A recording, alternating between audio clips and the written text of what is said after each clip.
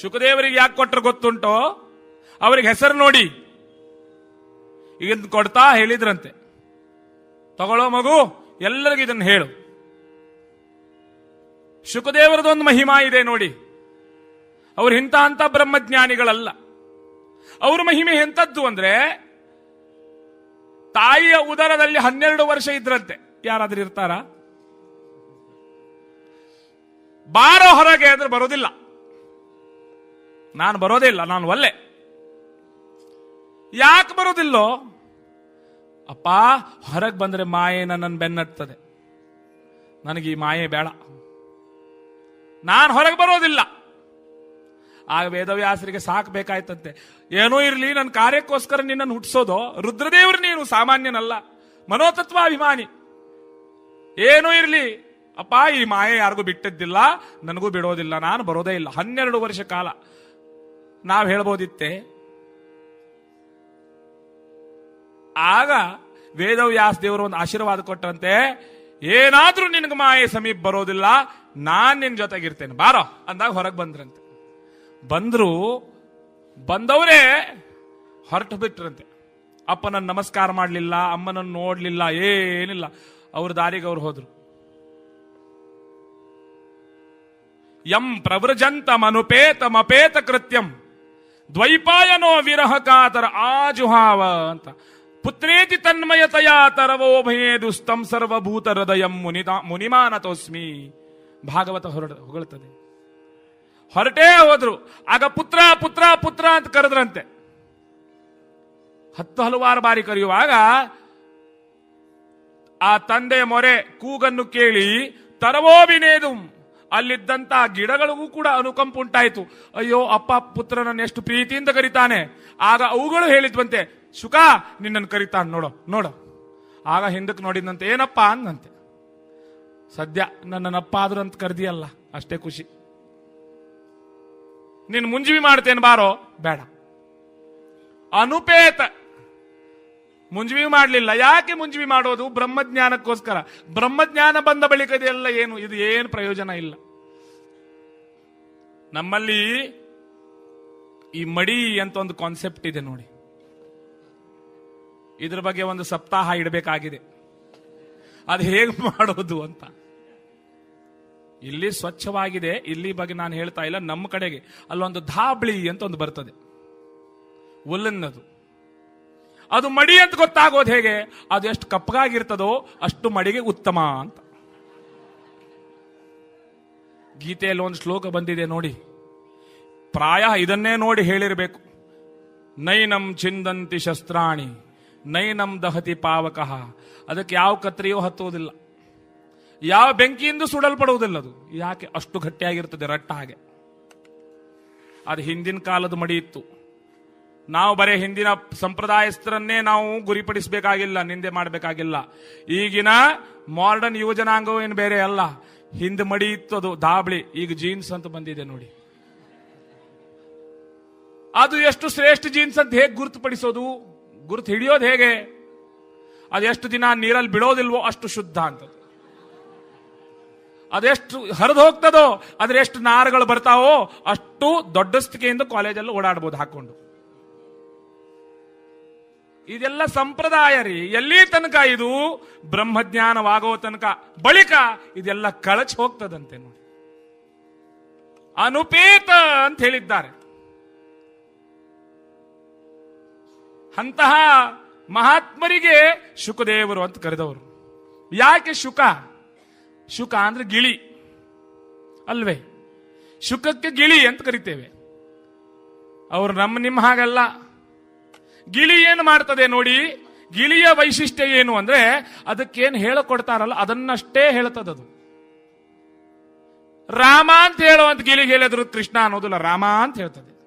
ನಾವು ಹಾಗ ಏನಾದ್ರೂ ನಮ್ಗೆ ಏನಾದ್ರೂ ಒಂದು ಮಾತು ಹೇಳಿದ್ರೆ ಅದಕ್ಕೆ ರಕ್ಕೆ ಪುಕ್ಕೆ ಬಾಲ ಎಲ್ಲ ಹಚ್ಚಿ ಹೇಳ್ತೇವೆ.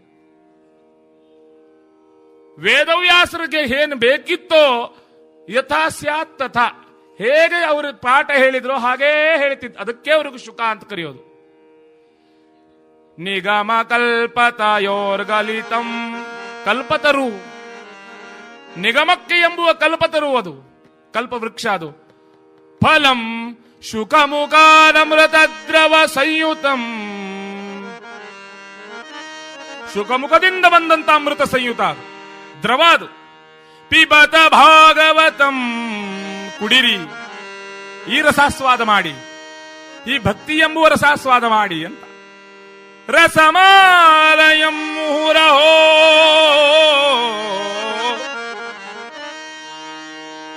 ರಸಿಕಾ ಭುವಿ ಭಾವುಕ. ಭಾವುಕರಿಗೆ ಮಾತ್ರ ಇದು ಅಂತ ವೇದವ್ಯಾಸ ದೇವರು ಕೊಟ್ಟಿದ್ದು.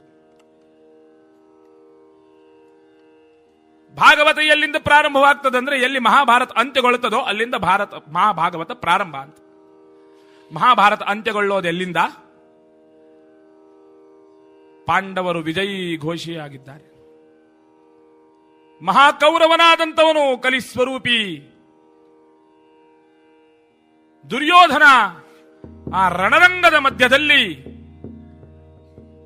ಆ ರುಧಿರ ಪ್ರತಿಗ್ಧವಾದ ಭೂಮಿಯಲ್ಲಿ, ಪಿಶಾಚೋರಕ ರಾಕ್ಷಸದಿಂದ ಕೂಡಿದಂತಹ ಭೂಮಿಯಲ್ಲಿ ಮಾಂಸದ ದುರ್ಗಂಧ ಬೆಸರಿಕೆ ಎಲ್ಲೆಡೆ, ಅಸ್ಥಿಗಳು ಅಲ್ಲಲ್ಲಿ ಹರಳಿವೆ.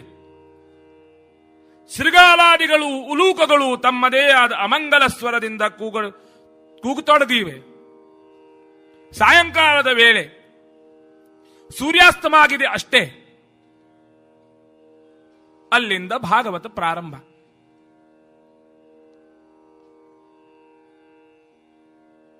ಎಲ್ಲೆಡೆ ಕೂಗು.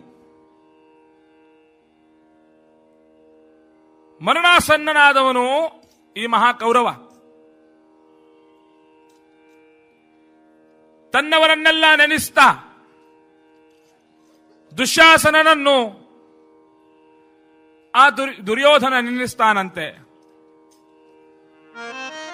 ಹಾ ಅನುಜ, ಹೇ ಅನುಜ, ತಮ್ಮ,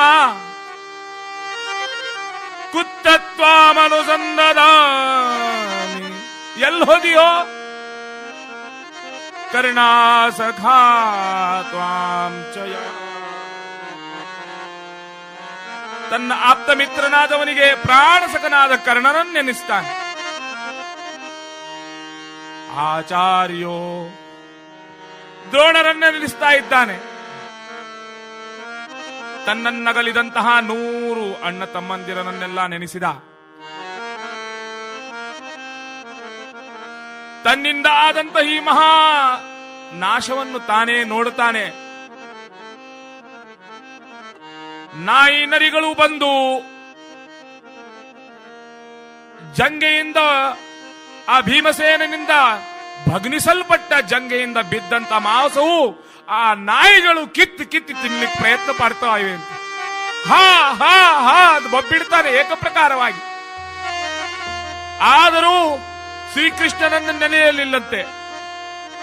ಎಂತ ದುರ್ಭಾಗ್ಯ. ಪಶ್ಚಾತ್ತಾಪ ಪಡ್ತಾ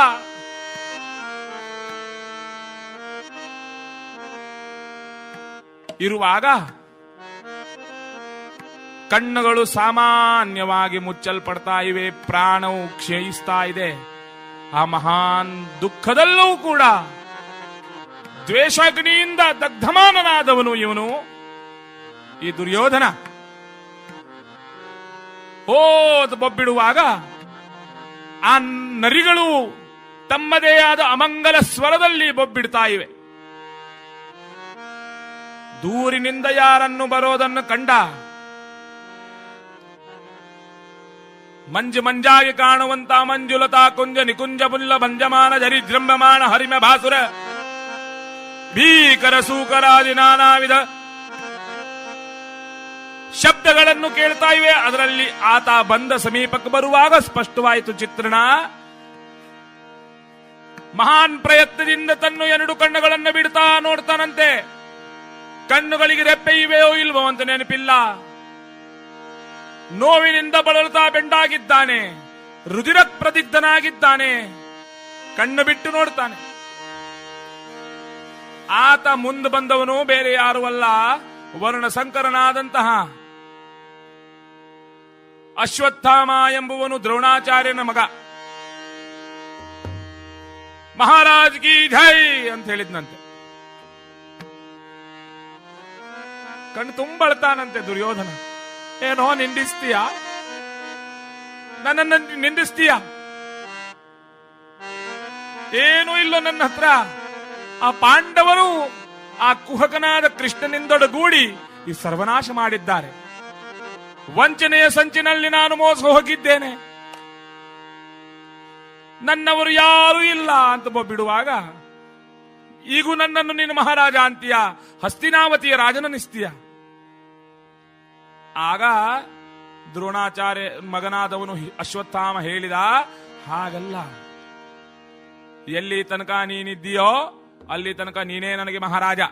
ಯಾಕಂದ್ರೆ ನನ್ನ ತಂದೆಯಾದವನಿಗೆ ಕಡು ಬಡವನಾದ ದ್ರೋಣಾಚಾರ್ಯನಿಗೆ ನಿನ್ನ ತಂದೆಯು ಕೌರವರೆಲ್ಲರೂ ಆಶ್ರಯ ಕೊಟ್ಟವರು. ಒಂದು ತುತ್ತು ಅನ್ನ ಇಲ್ಲದೆ ನನ್ನ ಪಾಲನೆ ಪೋಷಣೆಗೋಸ್ಕರ ದೃಪದದಿಂದಲೂ ಕೂಡ ನಿಂದಿಸಲ್ಪಟ್ಟಂತಹ ದ್ರೋಣಾಚಾರ್ಯರನ್ನು ನೀವು ನಿಮ್ಮ ಆಚಾರ್ಯರನ್ನಾಗಿಸಿ ಅವರಿಗೆ ಬಹುಕಾಲ ಪೋಷಿಸಿದವರು. ಆ ರಣದಿಂದ ನಾನು ಎಂದೂ ಮುಕ್ತಲಾಗಲಾರೆ ಎಂದು ಆ ದ್ರೋಣಾಚಾರ್ಯನ ಮಗ ಹೇಳಿದ್ನಂತೆ. ಅಪ್ಪಣೆ ಕೊಡಿ ರಾಯರೇ, ನನ್ನಿಂದೇನಾಗಬೇಕು. ಸಾಯೋನಿಗೆ ಕರ್ಣ ರಸಾಯಮಾನೋಪಿ ರಸರಿಕ್ತಮಾನಃ. ಕುಮಾರಿಲ್ ಭಟ್ರು ಹೊಗಳ್ತಾರೆ, ಒಳ್ಳೆಯ ದ್ರಾಕ್ಷಾಪಾಕ ಮಧುಪಾಕ ವಿವಿಧ ವಾಕೋಪವಾಕ ಸಂಗಮವಾದಂತ ನಾಲಿಗೆ ಯಾರೋ ರುಚಿ ಕೊಟ್ಟಂತಾಯ್ತಂತೆ. ಸಾಯವನಿಗೆ ಅಮೃತ ಕೊಟ್ಟ ಹಾಗೆ ತನ್ನ ದುರ್ಬುದ್ಧಿ ಇನ್ನೂ ಬಿಡ್ಲಿಲ್ಲ. ಆ ದುರ್ಯೋಧನ ಹೇಳಿದಂತೆ, ಹಾಗಾದ್ರೆ ನೀನು ನನ್ನ ಮಹಾನ್ ಕೌರವ ಸೈನ್ಯಕ್ಕೆ ನೀನೇ ಈಗ ನಾಯಕ, ನೀನೇ ಸರ್ವಸ್ವ. ಒಬ್ಬನೇ ಇದ್ದಾನೆ, ಆದ್ರೂ ಒಬ್ಬನೇ ಸಾಕು. ನೆನೆಸ್ತಾನಂತೆ ಹಿಂದಿನ ದಿನಗಳನ್ನು. ಈಗ ಅದು ನೆನಪಾಯ್ತು. ಯುದ್ಧದ ಮೊದಲನೇ ದಿನ ದುರ್ಯೋಧನ ಸೇನಾಪತಿಯಾದಂತಹ ಭೀಷ್ಮಾಚಾರ್ಯರನ್ನು ಕರೆದ ಮಹಾತ್ಮರವರು, ಸತತವಾಗಿ ಭಗವಂತನನ್ನು ಚಿಂತನೆ ಮಾಡುವಂತ ಮಹಾತ್ಮ ಭೀಷ್ಮ ಅವರನ್ನು ಕರೆದು ಕೇಳಿದ್ದಂತೆ, ಅಜ್ಜ, ನನಗೆ ಗೊತ್ತಾಗಬೇಕಾಗಿದೆ ನಮ್ಮ ಸೈನ್ಯ ಹೇಗೆ, ಯಾರು ಎಷ್ಟು ಬಲ, ಯಾರಿಂದ ನಾವು ಈ ಯುದ್ಧ ಗೆಲ್ಲಬಹುದು. ಕುಮಾರವ್ಯಾಸರು ಅದನ್ನು ವರ್ಣಿಸ್ತಾರೆ ನೋಡಿ, ಎಷ್ಟು ಸುಂದರವಾಗಿ. ಆಗ ಭೀಷ್ಮಾಚಾರ್ಯ ಮುತ್ತಜ್ಜ ಹೇಳಿದ್ದಂತೆ,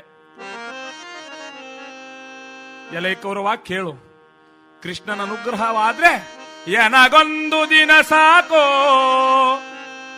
ನನಗೊಂದೇ ದಿವಸ ಸಾಕು, ಎಲ್ಲರನ್ನು ಮಲಗಿಸ್ಬಿಟ್ಟೇನು, ಕೃಷ್ಣನ ಅನುಗ್ರಹವಾಗಬೇಕು. ದ್ರೋಣಂಗೆ 3 ದಿವಸ ಇದ್ರೆ ಸಾಕು, ಕರ್ಣಂಗೈದು, ಕರ್ಣನಿಗೆ 5 ದಿನ ಇದ್ರೆ ಸಾಕು, ಅಶ್ವತ್ಥಾಮಗೆ ನಿಮಿಷ, ಅಶ್ವತ್ಥಾಮನಿಗೆ 1 ನಿಮಿಷ ಸಾಕಂತೆ.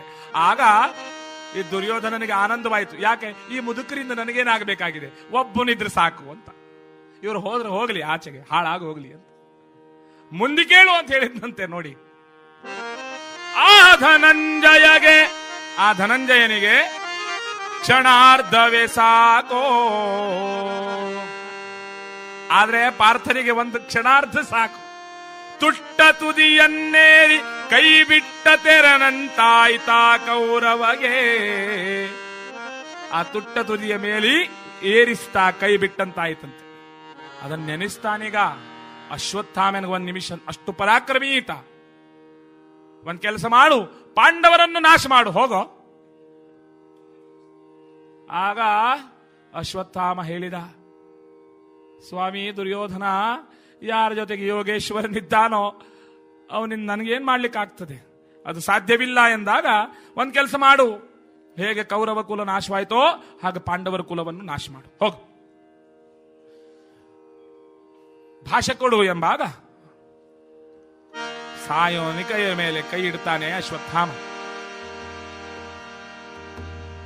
ಅಸುನೀಗ್ತಾನಂತೆ, ಅಧೋಗತಿಗಳಿಗೆ ಹೋಗ್ತಾ ಇದ್ದಾನೆ ದುರ್ಯೋಧನ, ಕಲಿಸ್ವರೂಪಿ ಇವನು.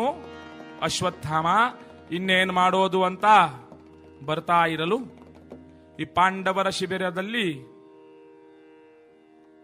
ನಡುರಾತ್ರಿಯಲ್ಲಿ ತಸ್ಕರ ರೂಪದಿಂದ ಬಂದು ಪ್ರಾಣಾಪಹಾರ ಮಾಡಲು ಪಂಚಪಾಂಡವರ ಪಂಚಪ್ರಾಣದಂತಿದ್ದಂತ ಪಂಚ ಮಕ್ಕಳ ಪ್ರಾಣವನ್ನೇ ಅಪಹರಿಸಿಬಿಟ್ಟ ನಾಗಾಸ್ತ್ರದಿಂದ. ಪ್ರಾತಃ ಕಾಲದಲ್ಲಿ ತಾಯಿ ಭಾರತೀ ದೇವಿ ಎದ್ದು ಬಂದು ನೋಡ್ತಾಳೆ.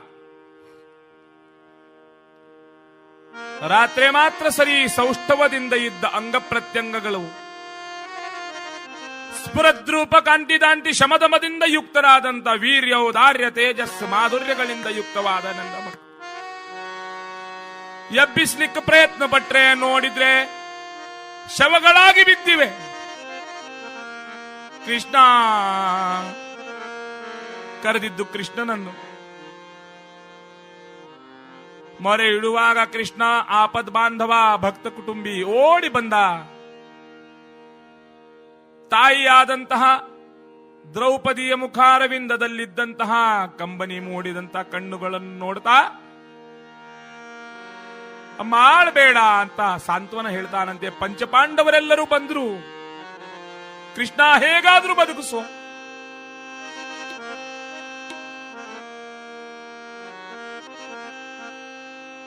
ಆ ಪಾಂಚಜನ್ಯವನ್ನು ಹಿಡಿದಂತಹ ಶ್ರೀಕೃಷ್ಣ ಚಿಂತನೆ ಮಾಡಿದ್ನಂತೆ. ಪಾಂಡವರು ಕೇಳಿದ್ರು, ಹೇ ಕೃಷ್ಣ, ನಾವು ವಿಜಯಿ ಅಂತ ಘೋಷಿತರಾಗಿದ್ದೇವೆ ನಿಜ, ಆದ್ರೂ ಯಾರೋ ಒಬ್ಬರಿದ್ದಾರೆ ನಮಗೆ ಶತ್ರುಗಳು, ಅವರು ಯಾರು ಅಂತ ತಿಳಿಯಲು ಸಾಧ್ಯವಿಲ್ಲ, ನೀನೇ ಹೇಳೋ. ಆಗ ಶ್ರೀಕೃಷ್ಣ ಹೇಳಿದ್ನಂತೆ, ಇದು ಯಾರ ಕ್ಷತ್ರಿಯರ ಕೆಲಸವಲ್ಲ. ಯಾಕೆ? ಕ್ಷತ್ರಿಯರು ಆ ಕಾಲದಲ್ಲಿ ಯುದ್ಧ ಮಾಡ್ತಿದ್ರು. ಹಿಂದಿನಿಂದ ಚೂರಿ ಹಾಕೋದು ಯಾರು? ಆತ ತಾಯಿ ಚ ಬ್ರಾಹ್ಮಣ. ನಾನು ಮುಂದೆ ಹೇಳುವುದಿಲ್ಲ, ಅದು ನಿಜ. ಕರ್ಮಣ ಬ್ರಾಹ್ಮಣ ಆಗಬೇಕು ಬಿಟ್ರೆ ಜಾತ್ಯ ಯಾರು ಬ್ರಾಹ್ಮಣರಲ್ಲ. ಕೇವಲ ಜನಿವಾರವನ್ನು ಧರಿಸಿಬಿಟ್ರೆ ನಾವು ಬ್ರಾಹ್ಮಣರಾಗಲಾರೆವು, ನಾಮ ಹಚ್ಚಿದ್ರು ಬ್ರಾಹ್ಮಣರಾಗಲಾರೆವು, ಧೋತಿ ಪಂಜೆ ಉಟ್ಟರು ಬ್ರಾಹ್ಮಣರಾಗಲು. ಕರ್ಮದಿಂದ ಬ್ರಾಹ್ಮಣರಾಗಬೇಕು. ದಧೀಚಿ ಋಷಿಗಳಂತೆ, ವಸಿಷ್ಠರಂತೆ, ವಿಶ್ವಾಮಿತ್ರರು ಕ್ಷತ್ರಿಯರಾದವರು. ದಿಗ್ಬಲಂ ಕ್ಷತ್ರಿಯ ಬಲಂ ಬ್ರಹ್ಮತೇಜೋ ಬಲಂ ಬಲಂ ಅಂತ ಆ ಬ್ರಾಹ್ಮೀ ತೇಜಕ್ಕೆ ಶರಣರಾಗಿ ಸ್ವಯಂ ಬ್ರಹ್ಮರ್ಷಿ ಆದರು. ಎಷ್ಟು ಕಷ್ಟಪಟ್ಟರು. ಅಂತಹ ಬ್ರಾಹ್ಮೀ ತೇಜ ನಮ್ಮದಾಗಿಸು. ಆದ್ರೆ ಈ ಆತತಾಯಿ ವರ್ಣಸಂಕರನಾದವನು. ರುದ್ರಾಂಶ ಸಂಭೂತರು ನಿಜ, ಆದ್ರೆ ಕೆಲವರು ದುಷ್ಟರ ಸಂಪರ್ಕದಿಂದ. ಆಗ ಅರ್ಜುನ ಪ್ರತಿಜ್ಞೆ ಮಾಡಿದ್ನಂತೆ, ಹೇ ಕೃಷ್ಣ, ಕೃಷ್ಣ ಅಂದ್ರೆ ತನ್ನ ಹೆಂಡತಿಗೆ ಭಾರತೀ ದೇವಿಗೆ ದ್ರೌಪದಿಗೆ, ಅವನ ಪ್ರಾಣವನ್ನೇ ತಲೆ ಶಿರಸ್ಸನ್ನೇ ಛೇದ ಮಾಡ್ತೇನೆ, ಇಲ್ಲವಾದ್ರೆ ಅಗ್ನಿ ಪ್ರವೇಶ ಮಾಡ್ತೇನೆ, ಬಾರೋ ಕೃಷ್ಣ ಅಂತ ಪಾರ್ಥ ಸಾರಥಿ ಪಾರ್ಥನಿಂದೊಡಗೂಡಿ ರಥವನ್ನೇರಿ ಸ್ಯಂದನದಲ್ಲ ವಿರಾಜಮಾನನಾಗಿ ಆಚೆಗೆ ಹೋಗ್ತಾನಂತೆ. ನೋಡಿ, ಹೇ ಆಮಪಿ ಹಬರಜಾಯಾಮುಪೇಜಯುದಿಯಾಯಾಮ ನಿಜ ವದನ ಕಾಯಾತ್ಮನರ ಪರಿಮಯಾನ್ಯತನು ನಿರಯಾಯ ಹಮದಮದಿತಿ. ಜಯದೇವ ಮಹಾಕವಿಗಳು ಹೊರಡುತ್ತಾರೆ. ಹೇ ಆಮಪಿ ಹಬರಜಾಯಾಮುಪೇಜಯುದಿಯಾಯಾಮ ನಿಜ ವದನ ಕಾಯಾತ್ಮನರ ಪರಿಮಯಾನ್ಯತನು ನಿರಯಾಯ ಹಮದಮದಿತಿ. ಶ್ರೀಯಾನಮೇ ಜಗರಾಯ ನಿವಸ ಗೃಹದೇಯಾನುಭವ ನಿಗಮೈ ಪಾಯಾತ್ಮಬೋಧವದಪಾಯಾತ್ಮಮಾನಹಿ ಕೃಪಾಯ ಸಮಂ ಪರಿತಂ ಸನ್ಯಾಸ ಧರ್ಮ ವಿಜಯಿನ್ಯಾನ್ವಿ ಮಧುತಮು ಪನ್ಯಾಸಿ ವೇದ ಮುಖರಃ ಕನ್ಯಾಗಣ ವೈವ ದೈನ್ಯಾಯ ಋತುಗಣ ಮಾನ್ಯಾಯ ತತ್ಗುರು ನಮಃ. ಓಡ್ತಾ ಓಡ್ತಾ ಆ ರಥದ ಚಕ್ರಗಳು, ಆ ಹಯಗಳು ಆ ಧೂಳಿ ರಾಶಿಯನ್ನೇ ಎಬ್ಬಿಸ್ತಾ ಆ ವಾಯುವೇಗದಿಂದ ಆ ಧನಂಜಯ ಮತ್ತು ಕೃಷ್ಣರಿಬ್ಬರು ಆ ರಥವು ಸಾಯಂಕಾಲಕ್ಕೆ ಧಾವಿಸುವಾಗ ವೇಗದಲ್ಲಿ ಎದುರಿಗೆ ನೋಡ್ತಾರೆ. ಅಶ್ವತ್ಥಾಮ ರಥದಲ್ಲಿದ್ದು ಸಾಗುವುದು. ಅಶ್ವತ್ಥಾಮ ಪ್ರಾಣ ಭಯದಿಂದ ಇನ್ನೇನು ಸಾಯ್ತೇನೆ ಎಂಬ ಭಯದಿಂದ ಅಲ್ಲಿಗೆ ಆಸನವನ್ನು ಹಾಕಿ ಆಚಮನವನ್ನು ಮಾಡಿ ಬ್ರಹ್ಮಾಸ್ತ್ರವನ್ನು ಆವಾಹನ ಮಾಡಿದ್ನಂತೆ. ಈ ಅರ್ಧ ಪಂಡಿತರ ಕಥೆಯೇ ಬೇರೆ, ಅದಕ್ಕೆ ಅರ್ಧ ಕಲಿಬಾರದು ಅಂತ. ಅರ್ಧ ಪಂಡಿತ ಅಂತ ಯಾರು ಇರ್ತಾರೆ ನೋಡಿ, ಅವರು ಮಹಾನ್ ನಾಶ ಮಾಡೋರು. ಅವನಿಗೊಂದು ವಿದ್ಯೆ ಇತ್ತು, ಬ್ರಹ್ಮಾಸ್ತ್ರ ಆವಾಹನ ಮಾಡಿ ಬಿಡ್ಲಿಕ್ಕೆ ಬರ್ತಿತ್ತು, ಪುನರಾವಾಹನ ಮಾಡ್ಲಿಕ್ಕೆ ಬರ್ತಿದ್ನಿಲ್ಲಂತೆ. ಹೇಗಂದ್ರೆ ಕಾರ್ ಬಿಡ್ಲಿಕ್ಕೆ ಬರ್ತದೆ, ಬ್ರೇಕ್ ಹಚ್ಚಲಿಕ್ಕೆ ಬರೋದಿಲ್ಲ. ಹೇಗಾಗಬೇಕು ಪರಿಸ್ಥಿತಿ? ಇಂಥವ 10-20 ಅಶ್ವತ್ಥಾಮರು ನಿರಂಕುಶರಾಗಿ ಮೈಸೂರದಲ್ಲಿ ಓಡಾಡಿ ಬಿಟ್ರೆ ನಿಮ್ಮ ಪರಿಸ್ಥಿತಿ ಏನಾಗಬೇಕಂತ ಹೇಳಿ, ಅಂತ ಪರಿಸ್ಥಿತಿ ಆಯಿತು. ಪ್ರಾಣ ಭಯದಿಂದ ಬ್ರಹ್ಮಾಸ್ತ್ರವನ್ನ ಆವಾಹನ ಮಾಡಿದ, ಬಿಟ್ಟ. ಅದು ಬರೋದನ್ನು ಕಂಡು ಆ ಅರ್ಜುನ ತತ್ತರಿಸಿ ಬಿಟ್ಟ ಏಕ ಪ್ರಕಾರ. ಕೃಷ್ಣ ಇನ್ನೇನು ಮಾಡುದು, ನುಂಗಿ ಬಿಡ್ತದೋ? ಆಗ ಕೃಷ್ಣ ಹೇಳಿದ್ನಂತೆ, ನೀನು ನಿನ್ನ ಬ್ರಹ್ಮಾಸ್ತ್ರ ಬಿಡೋ. ಅರ್ಜುನ ತನ್ನ ಗುರು ಹಿರಿಯರನ್ನೆಲ್ಲ ನೆನೆಸ್ತಾ ಆ ದ್ರೌಣಿ ಅಂದ್ರೆ ಅಶ್ವತ್ಥಾಮನಿಂದ ಬಿಡಲ್ಪಟ್ಟ ಬ್ರಹ್ಮಾಸ್ತ್ರಕ್ಕೆ ನಿರೋಧವಾಗಿ ಬ್ರಹ್ಮದೇವರನ್ನು ಚಿಂತಿಸ್ತಾ ಬ್ರಹ್ಮಾಸ್ತ್ರವನ್ನು ಬಿಟ್ಟ. 2 ಬ್ರಹ್ಮಾಸ್ತ್ರಗಳು ಏಕಪ್ರಕವಾಗಿ ಧಡಲ್ ಅಂತ ಘರ್ಷಿಸಲು ಮಹಾನ್ ಭೀಕರವಾದಂತಹ ಜ್ವಾಲಾಗ್ನಿ ಅಲ್ಲಿಂದ ಹುಟ್ಟಿಕೊಳ್ಳುತ್ತದೆ. ಚರಾಚರ ಪ್ರಪಂಚವನ್ನೇ ಸುಟ್ಟುಕೊಳ್ತದೋ ಏನೋ, ಭಸ್ಮಸಾತ್ ಮಾಡ್ತದೋ ಏನೋ ಎಂಬಾಗೆ. ಆಗ ಕೃಷ್ಣ ಹೇಳಿದ್ದಂತೆ, 2 ಬ್ರಹ್ಮಾಸ್ತ್ರವನ್ನು ಪುನರಾವಾಹನ ಮಾಡು. ಪುನಃ 2 ಬ್ರಹ್ಮಾಸ್ತ್ರಗಳನ್ನು ಆವಾಹನ ಮಾಡಿದ. ಆತ ತಾಯಿ ಬ್ರಾಹ್ಮಣ ಅಶ್ವತ್ಥಾಮನ ಶಿಖಾಮಂಡಲವನ್ನು ರಥದ ಚಕ್ರಕ್ಕೆ ಬಿಗಿದು ವೇಗದಿಂದ ಆ ರಥವನ್ನು ಓಡಿಸ್ತಾ ಅಶ್ವತ್ಥಾಮನನ್ನು ಆ ದ್ರೌಪದಿಯ ಕಾಲಕ್ಕೆಸಿತಾನಂತೆ ನೋಡಿ ಅರ್ಜುನ. ಆಗ ಪರಮಸಾಧ್ವಿ ದ್ರೌಪದಿ ಹೇಳಿದ್ದೇನು ಗೊತ್ತುಂಟೆ? ಅರ್ಜುನ, ಇದು ನಿಮಗೆ ಶೋಭೆಯ ಅಂತ.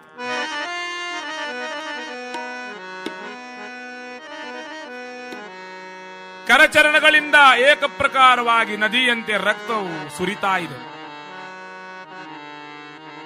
ಲಲಾಟ ಫಲಕದಲ್ಲಿ ನಾನಾ ಪ್ರಕಾರವಾದ ಗಾಯಗಳು ಉಂಟಾಗಿವೆ. ಬ್ರಾಹ್ಮಣ ದೇವತೆ ಎಂಬ ಕೃಷ್ಣನ ಅನುಸಂಧಾನ ನಾವು ಬ್ರಾಹ್ಮಣನಲ್ಲಿ ಕಾಣ್ತೇವೆ. ದ್ರೌಪದಿ ಹೇಳ್ತಾಳೆ, ಹೇಗಾದ್ರೂ ನಿಮಗೆ ಮನಸ್ಸಾಯಿತು, ಇವನೇನು ಸಾಮಾನ್ಯನೋ, ಗುರುವತ್ ಗುರು ಪುತ್ರಸ್ತು ಸರಹಸ್ಯೋ ಧನುರ್ವೇದ ಶಿಕ್ಷಿತಾಯೇನ ತಾವತ. ಭಾಗವತ ಹೇಳ್ತದೆ ನೋಡಿ. ಆ ದ್ರೌಪದಿ ಹೇಳ್ತಾಳೆ, ನಿಮಗೆ ಧನುರ್ವೇದ, ಆಯುರ್ವೇದ, ವೇದ ವಿದ್ಯೆಯನ್ನು ಕಲಿಸಿದಂತಹ ಸಹರಸ್ಯಾತ್ಮಕವಾದ ದ್ರೋಣಾಚಾರ್ಯರ ಮಗನೀತ. ಗುರುವತ್ ಗುರು ಪುತ್ರಸ್ತು, ಗುರುಗಳ ಮಗ ಗುರುಗಳಂತೆ. ಅಷ್ಟೇ ಅಲ್ಲ, ಇವನನ್ನು ನೀವು ಸಂಹರಿಸಿ ಬಿಟ್ರೆ ಇವನಿಗೆ ಮುಕ್ತಿ. ಆದರೆ ಇವನ ತಾಯಿ ಆದವಳು ಕೃಪಿ, ದ್ರೋಣಾಚಾರ್ಯನ ಪತ್ನಿ ಕೃಪಿ, ಅವಳಿಗೆ ಎಷ್ಟು ದುಃಖ ಆಗ್ತದೆ ಅಂತ ನನಗೂ ಗೊತ್ತುಂಟು. ಮಕ್ಕಳನ್ನು ಕಳೆದವಳು ಗೊತ್ತು. ಅವಳೇನು ಪಾಪ ಮಾಡಿದ್ದಾಳೆ, ಬಿಟ್ಟು ಬಿಡಿ ಇವನನ್ನ. ಆಗ ಭೀಮಸೇನ ದೇವರು ಹೇಳಿದ್ರಂತೆ, ಏನೋ ಬಿಡ್ತೀಯ, ಪ್ರತಿಜ್ಞೆಯನ್ನು ಜ್ಞಾಪಿಸುವ, ಹಿಡಿ ತಲ್ವಾರ್ ಕೈಯಲ್ಲಿ, ಕತ್ತರಿಸು ಕತ್ತನ್ನು. ಆಗ ಅರ್ಜುನ ಕೃಷ್ಣನಿಗೆ ಕೇಳಿದ್ನಂತೆ, ಕೃಷ್ಣ ಏನನ್ ಮಾಡೋದು ನೀನೇ ಹೇಳೋ. ಮನೆಯವ್ರು ಹೇಳ್ತಾರೆ ಬಿಡು, ಅಣ್ಣ ಹೇಳ್ತಾನೆ ಕೊಲ್ಲು, ಈಗ ನಾ ಏನ್ ಮಾಡ್ಲಿ? ಆಗ ಕೃಷ್ಣ ಹೇಳಿದ್ನಂತೆ, ವಿಚಾರ ಮಾಡಿ 2 ಮಾಡು ಅಂದ್ರಂತೆ. ಕೃಷ್ಣ ತಮಾಷೆ ಮಾಡಬೇಡೋ ತಂದೆ, ನಿಜ ಹೇಳು, ಏನ್ ಮಾಡ್ಲಿ? ಕೃಷ್ಣ ಹೇಳಿದ್ನಂತೆ. ಆಗ ಭೀಮಸೇನ ದೇವರು ಎದುರಿಗೆ ಬಂದು ಹೇಳಿದ್ರು, ಹುಚ್ಚಪ್ಪ, ಕೃಷ್ಣನ ಮಾತು ತಿಳಿಯೋದಿಲ್ವಾ? ಭೀಮಸೇನನ ಚಾರಿತ್ರಿಕ ವರ್ಣನೆ ಭಾರತದಲ್ಲಿ ಹೇಗೆ ಬಂದಿದೆಯೋ ಎಲ್ಲೂ ಇಲ್ಲ. ಭೀಮಸೇನ ಸಮೋ ನಾಸ್ತಿ ಸೇನಯೋರುಭಯೋರಪಿ ಪಾಂಡಿತ್ವೇ ಚ ಪಟುತ್ವೇ ಚ ಶೂರತ್ವೇಪಿ ಬಲೇಪಿ ಚ ಅಂತ ಹೊಗಳಿದ್ದಾರೆ. ಕೃಷ್ಣನು ಈ ಕೃಷ್ಣ ಗೀತೆ ಅರ್ಜುನನಿಗೆ ಹೇಳಿದ, ಇವನಿಗೆ ಯಾಕೆ ಹೇಳಿಲ್ಲ? ಎಲ್ಲ ಗೊತ್ತಿತ್ತು ಅಂತ. ಭೀಮಸೇನ ಹೇಳ್ತಾನೆ, ಕೇಳು, ಇವನನ್ನು ಬಿಡು ಅಂದ್ರೇನು, ಬಿಟ್ಟು ಬಿಡು. ಕೊಲ್ಲು ಅಂದ್ರೇನು, ಅದನ್ನು ಹೇಳ್ತೇನೆ ಕೇಳು. ವಪನಂ ದ್ರವಿಣಾದಾನಂ. ಬ್ರಾಹ್ಮಣರಿಗೆ ಕ್ಯಾಪಿಟಲ್ ಪನಿಷ್ಮೆಂಟ್ ಅಂತ ಇರಲಿಲ್ಲ ಆ ಕಾಲದಲ್ಲಿ. ಹಾಗಾದ್ರೆ ಏನ್ ಮಾಡ್ತಿದ್ರು? ಬ್ರಾಹ್ಮಣರ ಸಾವು ಅಂದ್ರೇನು? ಬ್ರಾಹ್ಮಣರನ್ನು ಸಾಯಿಸೋದಂದ್ರೇನು? ಮರಣದಂಡನೆ ಅಂದ್ರೆ ಯಾವುದು? ವಪನಂ. ವಪನ ಅಂದ್ರೆ ತಲೆ ಬೋಳಿಸಿಬಿಡೋದು, ಶಿಖಾಮಂಡಲವನ್ನು ಕತ್ತರಿಸಿಬಿಡೋದು. ಅದಕ್ಕೋಸ್ಕರ ನೀವು ಕತ್ತರಿಸೋದು ಬೇಡ, ನಾವೇ ನಮ್ಮ ಶಿಖಾಮಂಡಲ ಹಾಗೆ ಕತ್ತರಿಸಿಕೊಂಡು ಬಿಟ್ಟಿದ್ದೇವೆ. ಯಾರಿಗೂ ಇವತ್ತು ಶಿಖಾ ಇಲ್ಲ, ಎಲ್ಲರಿಗಿರ್ಬೇಕಾಗಿತ್ತು, ಎಲ್ಲ ವರ್ಣಾಶ್ರಮದವರಿಗಿರ್ತಿತ್ತು. ದ್ರವಿಣಾದಾನಂ. ಅವನನ್ನು ನಿಂದಿಸ್ತಾ ಸ್ಥಾನಾನ್ಯರ್ಯಾಪಣಂ ತಥಾ. ಅವನನ್ನು ಬಹಿಷ್ಕಾರಗೊಳಿಸು, ಬಹಿಷ್ಕೃತ ಮಾಡಿಬಿಡು. ಇಷ್ಟು ಮಾಡಿಬಿಟ್ರೆ ವಧೋ ನಾನ್ಯೋಸ್ತಿ ದೈಹಿಕ. ಪ್ರತ್ಯೇಕವಾಗಿ ದೈಹಿಕವಾಗಿ ವಧೆ ಇಲ್ಲ ಅಂತ ಆಯ್ತು ಅಂತ ಅವನ ಲಲಾಟ ಫಲಕದಲ್ಲಿ ಚಂಪಕ ಸುಷುಮಾ ಸಂಪದ್ ವಿಲುಂಪಕ ಶ್ರೀ ಸಂಪನ್ನ ನಾಸಿಕೆಯಲ್ಲಿದ್ದಂತಹ ಆ ಚಂದ್ರಕಾಂತಮಣಿಯನ್ನು ಕಿತ್ತೆಸೆದು ಅವನನ್ನು ನಿಂದಿಸ್ತಾ ಬಹಿಷ್ಕಾರ ಮಾಡಿಬಿಟ್ರು. ಅವನ ತಲೆಯನ್ನು ವಪನ ಮಾಡಿ. ಆಗ ಕೃಷ್ಣ ಹೇಳಿದಂತೆ ಮಹಾತ್ಮನಾದ ಭೀಷ್ಮನು ರಣರಂಗದಲ್ಲಿ ಬಿದ್ದಿದ್ದಾನೆ, ಪಂಜರದ ಶರಶಯ್ಯೆಯಲ್ಲಿ. ಅಂತಲ್ಲಿಗೆ ಹೋಗಿ ಆ ಸತ್ಯವೃತ ನಾಮಕನಾದ ಗಾಂಗೇಯ ದ್ಯುನಾಮಕ ವಸಿಷ್ಠರ ಶಾಪದಿಂದ 800 ವರ್ಷದ ಸುದೀರ್ಘವಾದ ಬ್ರಹ್ಮಚರ್ಯವನ್ನಾಚರಿಸಿ ಪರಶುರಾಮರ ಶಿಷ್ಯರಾಗಿ ಭರತಾಚಾರ್ಯರೆಂಬುವ ಬಿರುದಿನಿಂದ ಆಳುವಂತವನನ್ನು ಇವತ್ತು ಮುಕ್ತ ಮಾಡಬೇಕಾಗಿದೆ. ಆ ಭೀಷ್ಮಾಚಾರ್ಯರು ಪಾಂಡವರಿಗೆ ರಾಜಧರ್ಮ, ಸ್ತ್ರೀಧರ್ಮ, ಮೋಕ್ಷಧರ್ಮ, ನೀತಿ ಧರ್ಮಾದಿಗಳನ್ನು ಬೋಧಿಸಿ ಕೃಷ್ಣನಿಂದ ಮುಕ್ತಿಗೆ ಒಯ್ಯಲ್ಪಟ್ಟಿದ್ದಾರಂತೆ. ಪಾಂಡವರ ಮಕ್ಕಳನ್ನು ದಾಹ ಸಂಸ್ಕಾರ ಮಾಡಿಸಿ ಶ್ರೀಕೃಷ್ಣ ಹೇಳ್ತಾನೆ, ಈಗ ನಾನು ಹೊರಟೆ, ದ್ವಾರಕಾಗೆ ಹೋಗಬೇಕಾಗಿದೆ. ನಿಮ್ಮ ಕೆಲಸವೂ ಎಲ್ಲವೂ ಸಿದ್ಧವಾಗಿದೆ, ನೀವು ಇದ್ದೀರಾ. ಈಗ ಈ ರಾಜ್ಯವನ್ನು ನನ್ನಗೋಸ್ಕರ ಆಳಿ, ನನ್ನ ಪ್ರೀತಿಗೋಸ್ಕರ ಪ್ರಜೆಯನ್ನು ಆಳಿ ಅಂತ ಹೇಳ್ತಾ ಆಶೀರ್ವದಿಸ್ತಾ ರಥವನ್ನೇರಬೇಕೆಂಬುವ ಕಾಲ ಎದುರಿನಿಂದ ಆ ವಿಧವೆ ಕುಂತಿ, ಅಭಿಮನ್ಯುವಿನ ವಿಧವೆ ಆದಂತಹ ತುಂಬ ಗರ್ಭಿಣಿ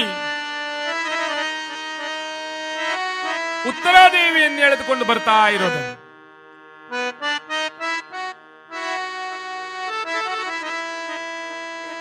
ತುಂಬ ಗರ್ಭಿಣಿಯಾದಂತ ಉತ್ತರ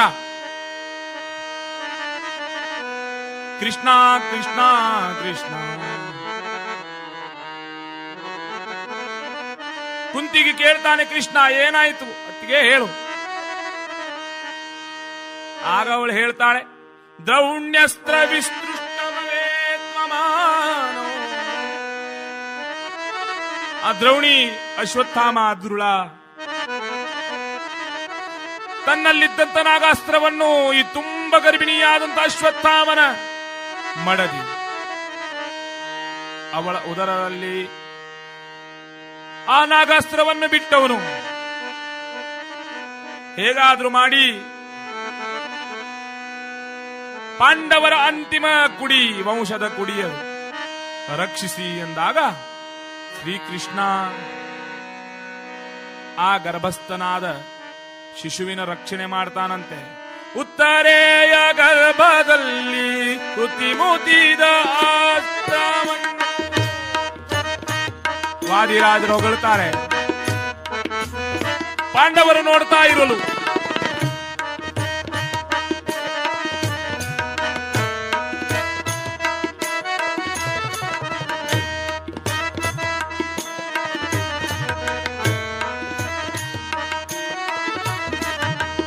ಉತ್ತರೆಯ ಗರ್ಭದಲ್ಲಿ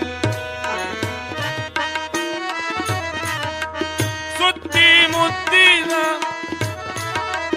ಒತ್ತಿದ ನಿಜ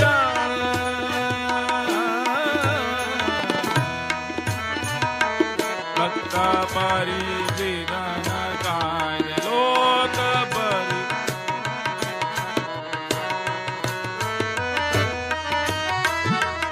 ಆ ನಾಗಾಸ್ತ್ರವನ್ನು ನಿಸ್ತೇಜಗೊಳಿಸಿದ ಅಂತೆ. ಆಗ ಹೊರಗೆ ಬರ್ತಾನೆ.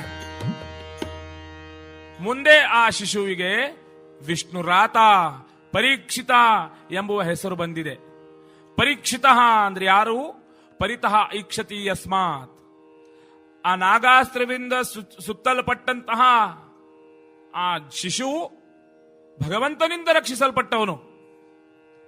ಮೇಲೆ ಕೃಷ್ಣ, ಕೆಳಗ ಕೃಷ್ಣ, ಎಡದಲ್ಲಿ ಬಲದಲ್ಲಿ ಎಲ್ಲಿ ನೋಡಿದ್ರು ಕೃಷ್ಣ ಅಂತೆ. ಅದಕ್ಕೆ ಅವನಿಗೆ ಪರೀಕ್ಷಿತ ಅಂತ ಕರೆದಿದ್ದಾರೆ. ವಿಷ್ಣುವಿಂದ ರಕ್ಷಿಸಲ್ಪಟ್ಟವನೇ ವಿಷ್ಣುರಾತ.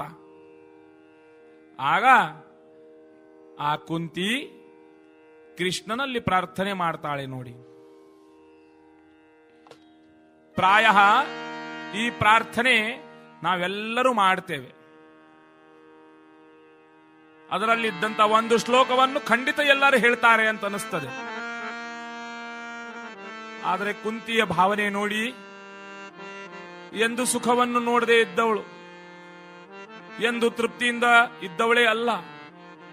ಆದರೂ ಈಗ ಕೃತಜ್ಞತಾ ಸಮರ್ಪಣೆ ಮಾಡ್ತಾಳೆ ಕೃಷ್ಣನಿಗೆ. ದೇವಾ, ಇದು ಭಾಗವತದ ಅತ್ಯಂತ ಮಾರ್ಮಿಕವಾದ ಪ್ರಘಟ್ಟ ಅಂತ ಅನಿಸೋದು. ಪ್ರಥಮ ಸ್ಕಂದದಲ್ಲಿ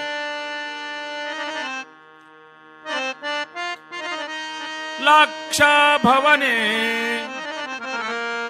ದಧಾಹ ಸದನೆ. ಲಾಕ್ಷಾಭವನದಲ್ಲಿದ್ದಂತ ನನ್ನ ಮುಗ್ಧು ಮಕ್ಕಳನ್ನು, ಏನನ್ನು ಅರಿಯದಂತವರನ್ನು ಆ ಅಗ್ನಿ ನಿರಗ್ನಿಯಿಂದ ನಮ್ಮನ್ನು ರಕ್ಷಿಸಿದೆ. ವಿಷಪಾನ ಮಾಡಿಸಿ ಭೀಮಸೇನ ದೇವರನ್ನು ಸಾಯಿಸುವಂತ ಸಂಚನ್ನು ಮಾಡಿದಂತ ಕೌರವರನ್ನು ಶಿಕ್ಷಿಸ್ತಾ ಆ ರಣರಂಗದಲ್ಲಿ ನಮ್ಮ ಮಕ್ಕಳನ್ನು ರಕ್ಷಣೆ ಮಾಡಿದೆಯೋ ತಂದೆ. ಪ್ರತಿಕ್ಷಣ ಅನುಕ್ಷಣ ಲಕ್ಷ್ಮೀ ಕಟಾಕ್ಷಮಿ ಅಧಿಗತ್ಯಮಿಹಾನಿಗಂತು ಸದಾ ನೀನು ರಕ್ಷಣೆ ಮಾಡಿದ್ದೀಯೋ.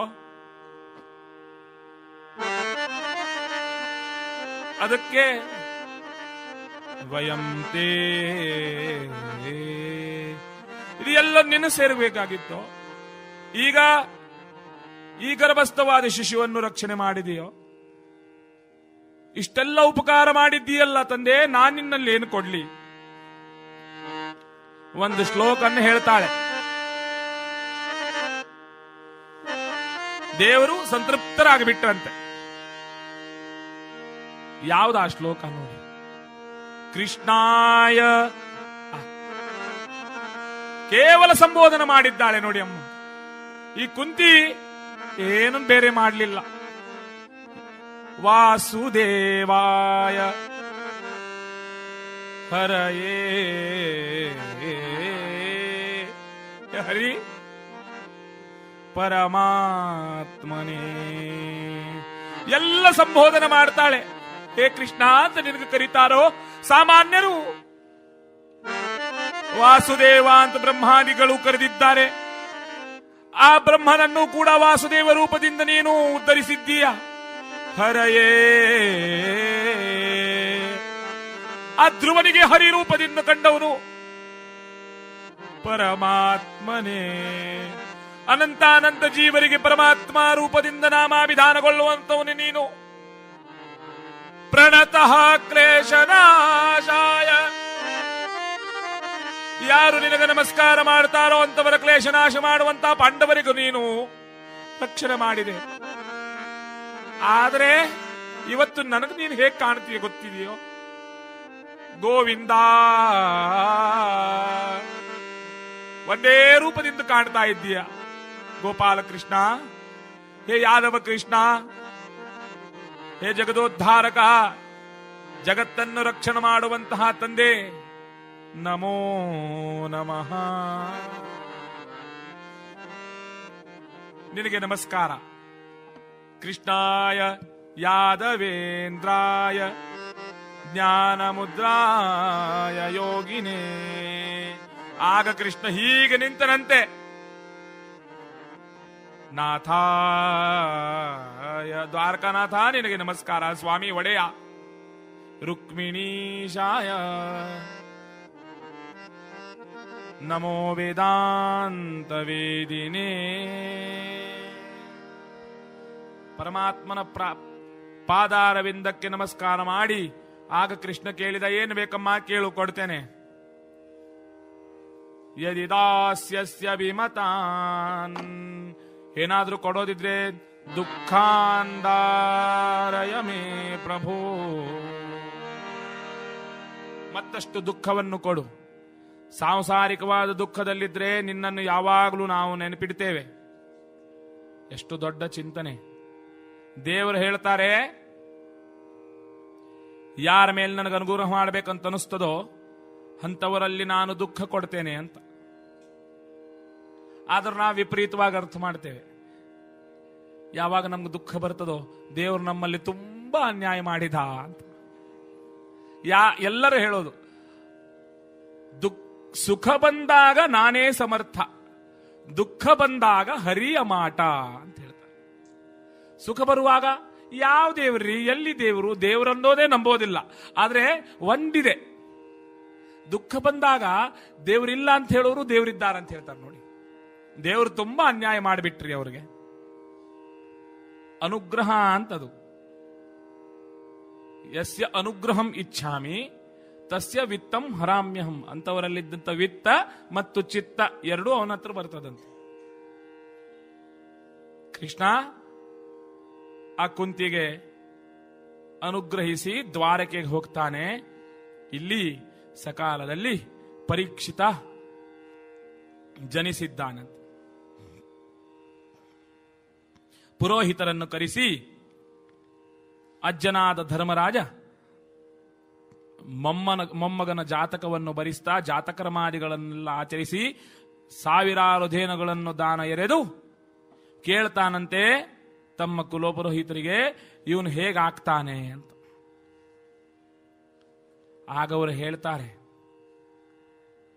ಆಜನ್ಮ ವೈಷ್ಣವನಾದವನಿವನು ಗರ್ಭಸ್ಥನಾಗಿರುವಾಗಲೇ ಆ ಕೃಷ್ಣನಿಂದ ರಕ್ಷಿಸಲ್ಪಡುವನು. ಎಂದೆಂದೂ ಕೃಷ್ಣನಿಗಾಗದ, ಕೃಷ್ಣನಿಗಲ್ಲದ, ಕೃಷ್ಣನಿಗವಲ್ಲದ, ಕೃಷ್ಣನಿಗೆ ಸಲ್ಲದ ಕರ್ಮಗಳಲ್ಲಿ ತನ್ನನ್ನು ತೊಡಗಿಸುವುದಿಲ್ಲ. ಸದಾ ಪರರ ಚಿಂತನೆಯಲ್ಲಿ ತನ್ನನ್ನು ತೊಡಗಿಸುವವನು, ಹಿತವನ್ನೇ ಮಾಡುವವನು, ದುಷ್ಟರಿಗೆ ಯಮರಂತೆ, ಶಿಷ್ಟರಿಗೆ ರಾಜನಂತೆ ಇರುವವನು ಈತ. ಮಾಂಧಾತ ಅಂತೆ ಪರಾಕ್ರಮಿ, ಅಂಬರೀಷನಂತೆ ದಾನಿ ಆಗಿ ಇವನ ಅಂತಿಮ ಕಾಲ ತಕ್ಷಕನ ದಂಶದಿಂದ, ಋಷಿಶಾಪದಿಂದ ಆಗ್ತದೆ ಎಂದಾಗ ಪ್ರಾಪ್ತ ಕಾಲದಲ್ಲಿ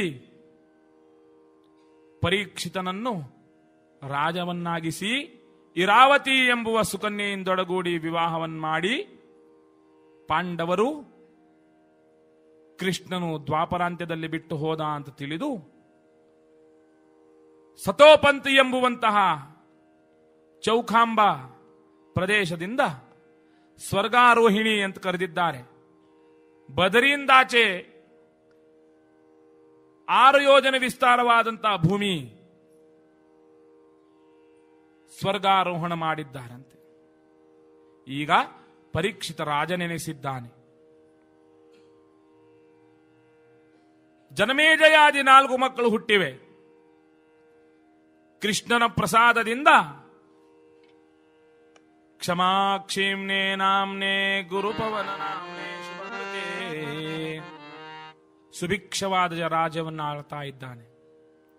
ರಾಷ್ಟ್ರ, ದುರ್ಗ, ಗೌತಮಾದಿ ಕೋಶ ಭಂಡಾರಾದಿಗಳು ತುಂಬಿವೆ, ಯಾವ ಕೊರತೆಯೂ ಇಲ್ಲ. ಅದೊಂದು ದಿನ ಪರೀಕ್ಷಿತ ಬೇಟ ನೆಪದಿಂದ ಅರಣ್ಯಕ್ಕೆ ಹೋದಾಗ ಅಲ್ಲೊಂದು ಭೀಕರವಾದಂತಹ ದೃಶ್ಯವನ್ನು ನೋಡ್ತಾನೆ. ಒಬ್ಬ ದುಷ್ಟ ಕೇಯೂರ ಹಾರ ಹೀರಾಯಮಾಣ ಬಂಗಾರ ಶೃಂಗಾರಾದಿಗಳನ್ನು ಧರಿಸಿ ಅತ್ಯಂತ ಕುರೂಪಿಯಾದವನು, ಅಷ್ಟೇ ದುಷ್ಟನಾದವನು, ಕ್ಷೀಣವಾದ ದೂನವಾದಂತಹ ಧೇನುವನ್ನು, ಹಸುವನ್ನು ಮತ್ತು ತನ್ನ ಮೂರೂ ಕಾಲುಗಳನ್ನು ಕಳೆದು ಒಂದೇ ಕಾಲಿನ ಮೇಲೆ ನಿಂತಂತ ಎತ್ತನ್ನು ಚಾಟಿಯಿಂದ ನಿರ್ದಾಕ್ಷಿಣ್ಯವಾಗಿ ತಾಡಿಸ್ತಾ ಇದ್ದಾನಂತೆ, ಹೊಡಿತಾ ಇದ್ದಾನೆ. ದೂರನಿಂದ ಬರುವಂತಹ ಪರೀಕ್ಷಿತನಿಗೆ ಈ ದಾರುಣವಾದಂತಹ ಕರುಣಾದ್ರಿಕ್ತವಾದಂತಹ ದೃಶ್ಯವು ದೃಷ್ಟಿಗೋಚರೀಭೂತವಾಯಿತು. ಕಂಡ ದಯೆ, ಪ್ರಾಣಿ ಮಾತ್ರದಲ್ಲಿ ದಯೆ ಇದ್ದಂತಹ ಆಜನ್ಮ ವೈಷ್ಣವನೀತ ಧಾವಿಸಿ ಅಲ್ಲಿಗೆ ಬಂದು ಆ ದುಷ್ಟನ ದೌಷ್ಕರ್ಮ್ಯವನ್ನು ಅಲ್ಲಿಗೆ ನಿಲ್ಲಿಸಿ ಆ ಹಸುವಿಗೆ ಕೇಳ್ತಾನಂತೆ, ಧೇನುವಿಗೆ, ಆಕಳಿಗೆ, ಅಮ್ಮ ನೀನು ಯಾರು? ಒಂದೇ ಕಾಲಿನ ಮೇಲೆ ನಿಂತಂತವ ನೀವನು ಯಾರು? ಆಗ ಆ ಹಸು ಹೇಳ್ತದೆ, ನಾನು ಆಕಳು. ಅಂದ್ರೆ ಸುಮ್ಮನೆ ಆಕಳಲ್ಲ, ಗೋ ಅಂದ್ರೆ ಆಕಳಲ್ಲ. ಪ್ರಧಾನ ಶಬ್ದ ಗೋ ಅಂದ್ರೆ ಪೃಥ್ವಿ ಅಂತ ಹೇಳಿದೆ. ನಿರುಕ್ತ ಶಾಸ್ತ್ರದಲ್ಲಿ ಯಾಸ್ಕಾಚಾರ್ಯರು ಮೊದಲಿಗೆ ಗೌ, ಗಮಾ, ಕ್ಷಮ ಅಂತ ಹೇಳ್ತಾರೆ. ಗೌ ಅಂದ್ರೆ ಆಕಳ. ನಾನು ಪೃಥ್ವಿ ಎಂದು ಕೃಷ್ಣ ಬಿಟ್ಟು ಹೋದನೋ ಅಂದಿನಿಂದ ಈತ ದುಷ್ಟ ಕಲಿ ನಮ್ಮನ್ನು ಹಿಂಸಿಸ್ತಾ ಇದ್ದಾನೆ. ಇವನ್ಯಾರು ಅಂತ ಕೇಳಿಲ್ಲ. ಆಗ ಆ ಎತ್ತು ಹೇಳ್ತದೆ ಅದರ ಪಾಡು, ನಾನು ಧರ್ಮ. ವೃಷ ಅಂದ್ರೆ ಧರ್ಮ. ವೃಷಭಮ್ಮಾಂ ಸಮಾನಾನಾಂ ಸಪತ್ನಾನಾಂ ಸುಶಾಸಹಿಂ. ನಾನು ಧರ್ಮ. ಧರ್ಮಕ್ಕೆ 4 ಕಾಲು. ಅದರಲ್ಲಿ ಒಂದು ಮಾತ್ರಿದೆ, ಶ್ರದ್ಧಾ, ದಯಾ, ತಿತಿಕ್ಷಾ, ದಾನಂ ಚತ್ವಾರಮೇವ ಚ. 4 ಅಂತೆ.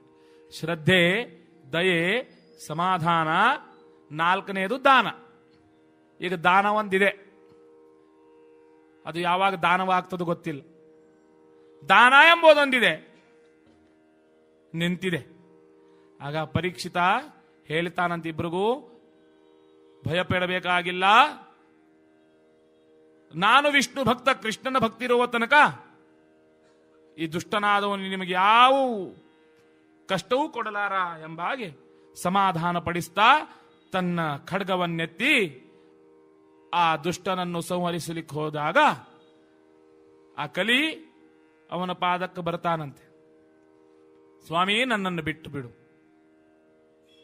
ನಾನು ಶರಣಾರ್ಥಿಯಾಗಿ ಬಂದಿದ್ದೇನೆ. ಕ್ಷಾತ್ರ ಧರ್ಮವು ಹೇಳ್ತದೆ, ಶರಣ ಬಂದವರಿಗೆ ಪ್ರಾಣ ಅಭಯ ಕೊಡಬೇಕು. ಆಗ ಪರೀಕ್ಷಿತ ಚಿಂತೆ ಪಡ್ತಾನೆ, ಇನ್ನೇನು ಮಾಡೋದು ಅಂತ. ಆದ್ರೆ ಭಾಗವತ ಹೇಳ್ತದೆ, ಬುದ್ಧ್ಯಾಪೂರ್ವಕವಾಗಿ ಪರೀಕ್ಷಿತ ಇವನನ್ನು ಬಿಟ್ಟ ಅಂತೆ ಕಲಿಗೆ. ಯಾಕೆ ಹೇಳ್ತಾನೆ ಪರೀಕ್ಷಿತ, ನನ್ನ ರಾಜ್ಯದಲ್ಲಿರಬೇಕಾದ್ರೆ ಅಖಂಡ ಭೂಮಂಡಲವೇ ಅವನ ರಾಜ್ಯವಾಗಿತ್ತು. ನಾನೆಲ್ಲಿ ಹೇಳ್ತಾನೋ ಅಲ್ಲೇ ಇರಬೇಕು. ಎಲ್ಲಿ? ಮೊದಲನೇದು ಮಾಂಸ, ಎರಡನೇದು ಮದಿರ, ಮೂರನೇದು ಹಿಂಸ, ನಾಲ್ಕನೇದು ಸೂನ ಅಂತ ಇದೆ ಹಿಂಸಾಗೆ. ನಾಲ್ಕನೇದು ಕುಲಟಾ ಸ್ತ್ರೀ. ಇಷ್ಟೇಯ, ಇನ್ನೇನಾದ್ರೂ ಕೊಡು ಅಂದಾಗ ಬಂಗಾರ ಅಂತ ಹೇಳಿಬಿಟ್ನಂತೆ. ಅದಕ್ಕೆ ನಮಗಷ್ಟು ಬಂಗಾರದ ಮೇಲೆ ಹುಚ್ಚು ನೋಡಿ. ಎಲ್ಲಿ ತನಕ ಹುಚ್ಚಂದ್ರೆ, ಹೆಣ್ಮಕ್ಳನ್ನ ನಾನು ಮಾತಾಡೋದು ಕೇಳಿದ್ದೇನೆ, ಅಯ್ಯೋಯ್ಯೋ ಬಂಗಾರ 20,000 ರೂಪಾಯಿ ತೊಲೆ ಅಂತೆ. ಆದ್ರೂ ಯಾವ ಜ್ಯುವೆಲ್ರಿ ಶಾಪು ನಾನು ಖಾಲಿ ನೋಡ್ಲಿಲ್ಲ. ಆಗ ಕೆಲವರು ಹೆಣ್ಮಕ್ಳು ಅವರು ಅನುಭವ ಹಂಚಿಕೊಂಡ್ರು. ಹಾಗಲ್ಲ ಭಟ್ರೆ, ತಗೊಳ್ಳೋದಂತಲ್ಲ. ಹಾಗಾದ್ರೇನು, ಅಲ್ಲಿ ಹೋಗಿ ಒಳ್ಳೆ ಒಳ್ಳೆ ಡಿಸೈನ್ ನೋಡಿ, ತಗೊಳ್ಳಿಕ್ಕಾಗದೇ ಇದ್ರು ಹಾಕೊಂಡು ಚೆಂದಾಗಿ ಖುಷಿ ಪಡೋಣ ಅಂತಲೂ ಹಾಕಿ ನೋಡಿ ಬರ್ತಾರಂತೆ ಕೆಲವರು. ನಮ್ಮಲ್ಲಿ ಹಿಂದಕ್ಕೆ ಒಂದು ಸಂಪ್ರದಾಯ ಇತ್ತು, ಬಂಗಾರ ಖರೀದಿ ಮಾಡಿದ ಬಳಿಕ ಅದನ್ನು ಧರಿಸ್ತಿದ್ದಿಲ್ಲ. ಅದನ್ನು ಹಾಲಿನಿಂದ ಅಭಿಷೇಕ ಮಾಡಿ ಆ ದೇವರ ಪಾದಕ್ಕಿಟ್ಟು ಅದಕ್ಕೆ ಅರಿಶಿಣ ಕುಂಕುಮ ಹಚ್ಚಿದ ಬಳಿಕ ಅದನ್ನು ಸ್ವೀಕರಿಸ್ತಿದ್ರಂತೆ. ಯಾರ್ಯಾರೋ ಮೈ ಮೇಲೆ ಹಾಕಿದ ಬಂಗಾರ ಹಾಕಬಾರದು.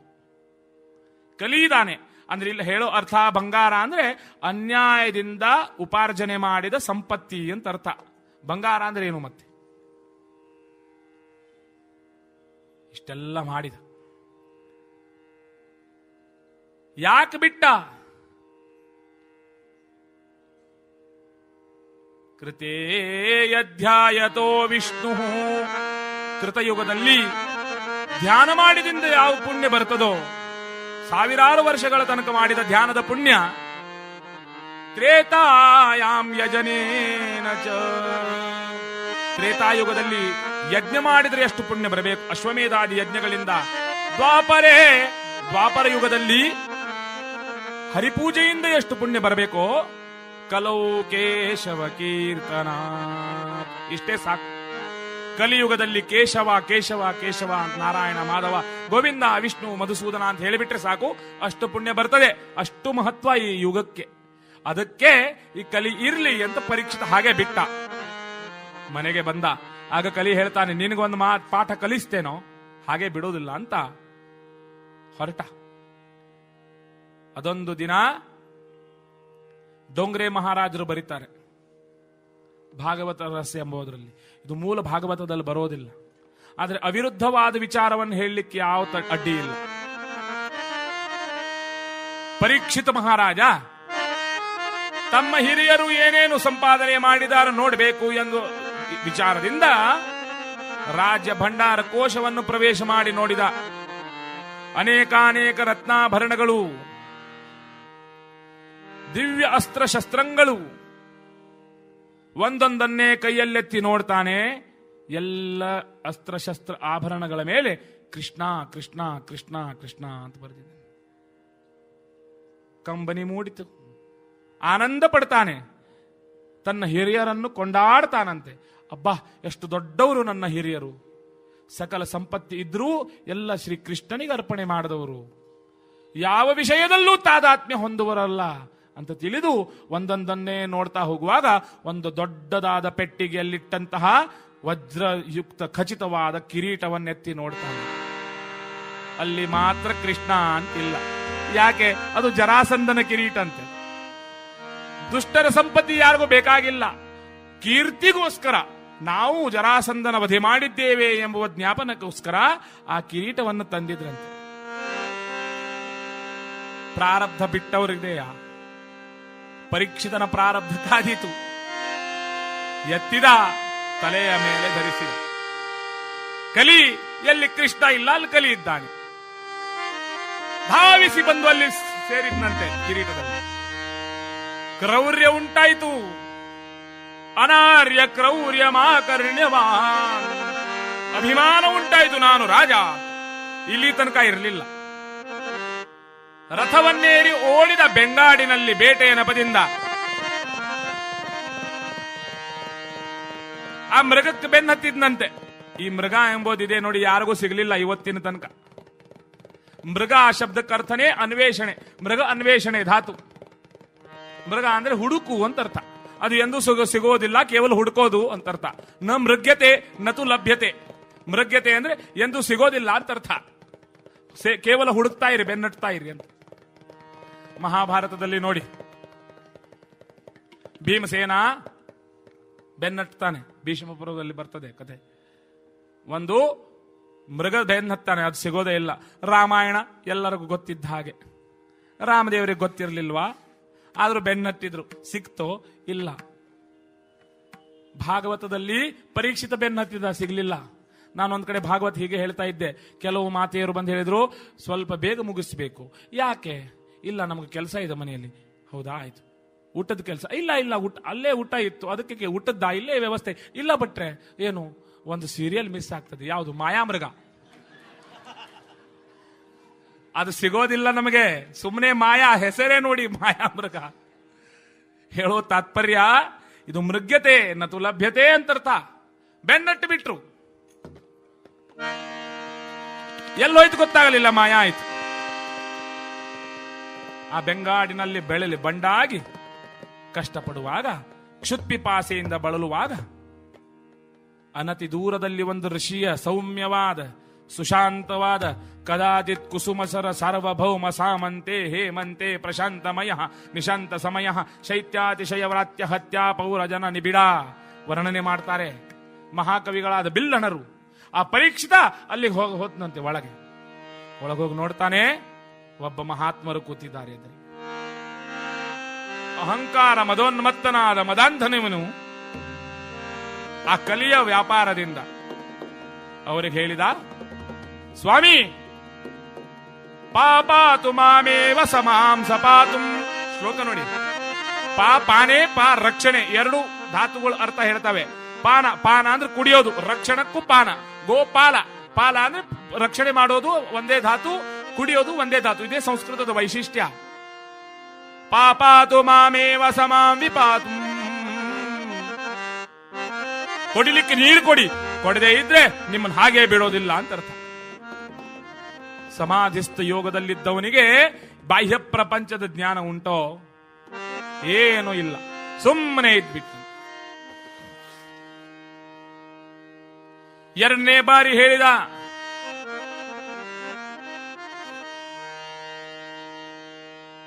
ಸಿಟ್ಟಾದ ಕೋಪಾಟೋಪದಿಂದ, ಇವನ್ಯಾರೋ ಪಾಖಂಡಿ, ಇವನನ್ನು ಹೀಗೆ ಬಿಡಬಾರದು, ರಾಜನಿಗೆ ಅವಮರ್ಯಾದೆ ಮಾಡಿದವನಿಗೆ. ಅಲ್ಲಿ ಇಚ್ಚಿಂದಾಚೆಗೆ ನೋಡುವಾಗ ಒಂದು ಬಿದ್ದಂತ ಮೃತ ಸರ್ಪದ ಕಲೇವರ ನೋಡಿದ. ಅದನ್ನೆತ್ತಿ, ತಗೊಳ್ಳಿ ಮಹರ್ಷಿಗಳೇ, ಇದೇ ನಿಮಗೆ ನಿಜವಾದ ಪುರಸ್ಕಾರ ಅಂತ ಸತ್ತ ಹಾವಿನ ಕಲೇವರ ಕೊರಳಲ್ಲಿ ಹಾಕಿ ಮನೆಗೆ ಬರ್ತಾನೆ. ಆ ಕಿರೀಟವನ್ನು ಕಳಚಿ ಕೆಳಗಿಟ್ಟಾಗ ಆಯ್ತು, ಅಷ್ಟೇ ಕಾಲ ನೋಡಿ, ಅಯ್ಯೋ ಅಂತ ಅಳ್ತಾನೆ. ಏನು ಪಾಪ ಮಾಡಿದೆ ಅಂತ.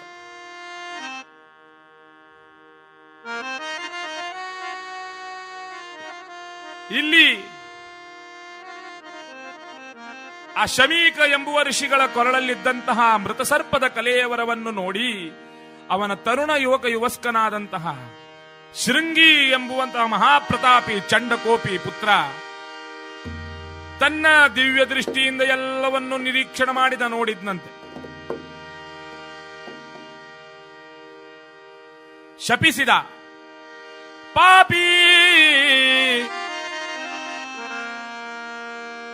ರಾಜ, ಪಾಪಿ, ದುರಹಂಕಾರದಿಂದ ಬ್ರಹ್ಮಸ್ವರೂಪಿಯಾದಂತ ನನ್ನ ತಂದೆಯ ಕೊರಳಲ್ಲಿಟ್ಟಂತಹ ಮೃತಸರ್ಪದ ಕಲೇವರದ ಪ್ರಭಾವದಿಂದಾಗಿ ಇಂದಿನಿಂದ